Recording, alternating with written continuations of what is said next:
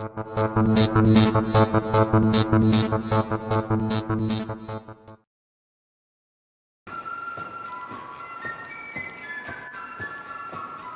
we've got wings and no roots, then everything is always changing to the point that there's no line of continuity.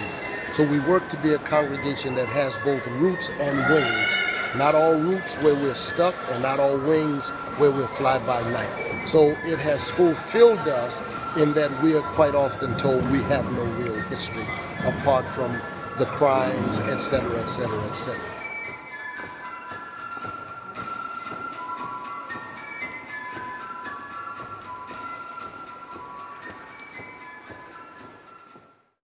That a colored man should go and fight for his country, and so ought to a white man.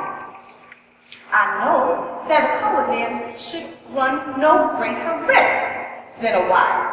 His pay no greater, his obligation to fight is the same. So why should not our enemies be compelled to treat him the same? Made to do it. My son fought at Fort Wagner. Hattie Mae's son was killed instantly by the rebels. My son was taken prisoner and killed, as many were. Learning the history about the truth about how many of our soldiers were dumped into a mass grave. There were women as well as men in that grave.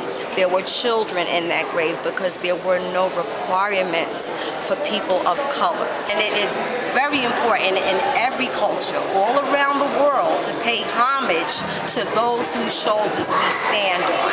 The entire country benefited from the sacrifices of people that were meant to be forgotten, meant to be invisible, and therefore it is intentionally left out of the fabric of our education. Pastor came to me and said, "Hey, Kenyon, did you know this? Did you know?" And I said, "No." He said, "You got to do this research." And so I started hitting the books, started hitting the internet, started making calls, and started finding out. Martin Delaney, Harriet Tubman, Frederick Douglass, all these guys worked together.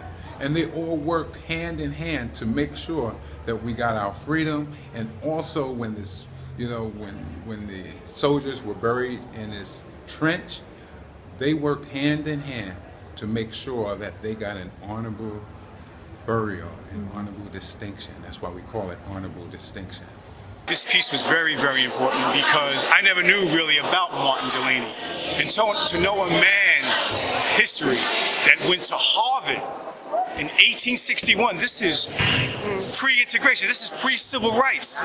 And this man was recognized for his intellectualism and allowed into the school, but was kicked out just because of the color of his skin, not recognizing what he could contribute intellectually to this country.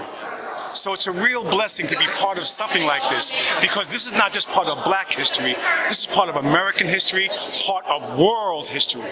In this story, we talk about a woman who disguised herself to be with her husband, and that's a true story. There were a lot of heart-wrenching stories being told by those who were willing to sacrifice their life and was willing to give up everything to make sure that freedom came to a group. When you look at the civil rights movement, it was preachers, it was singing, it was the church. So without faith, it is impossible to please God. And by faith, the elders obtain a good report. We can't make it without faith. It just seems to be a given for us. There really is for us no line of demarcation between the sacred and the secular. It's all sacred, especially when you're working for justice.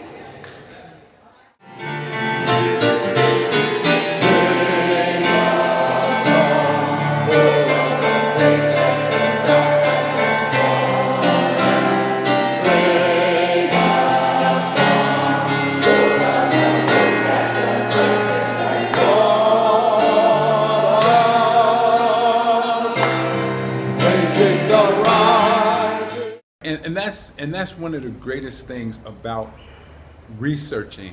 You find out that there was a lot of belief in faith in God. There was a lot of the church played an important role.